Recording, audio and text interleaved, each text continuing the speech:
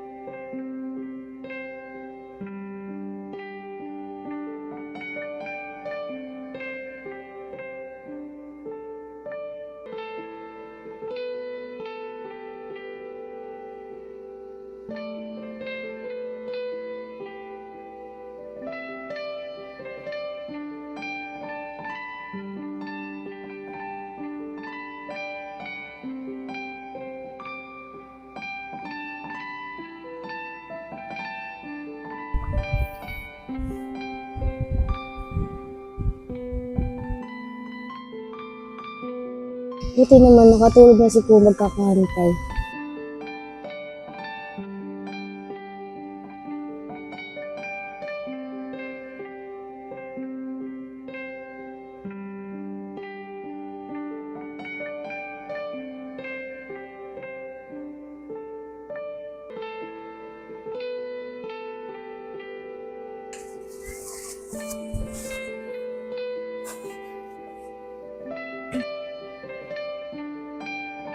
Bigalik, umaga na. Oh, ano na? Ano na? Parating na si Bay. Alek, gusto mo ng kape? Anong gabi? Ikaw yung gusto ko. Narinig mo ba sinasabi mo? Parating na si Bay oh. Bakit di mo ako ginising kanina? Nakatulog na ako dito. Lakas din pala ng tama mo eh. Tulog din ako kanina eh. Ayos ah, pagtapos kong gumastos kagabi, binili lahat ng gusto mo. Niloloko mo na ata ako dito ah. Anong niloloko sinasabi mo? Ikaw nga kusang bumili nun. Ayos ah, ikaw nga yung turo ng turo eh. Ewan ko sa'yo, Lek. Ang dami sinasabi sa akin. Parang nag-aaway.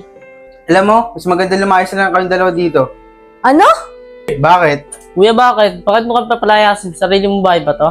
Oh, bakit? Nakikita na lang naman kayong dalawa. Baka kalimutan mo kay mamang bahay na to. Magkapatid tayo ako, may karapatan din ako dito. Bakit? Ako naman nagpaayos ng bahay na to ah. Oo, gamit yung pera ni mama. O pala, ba't kayo nag-aaway? Ano bang problema? Ha?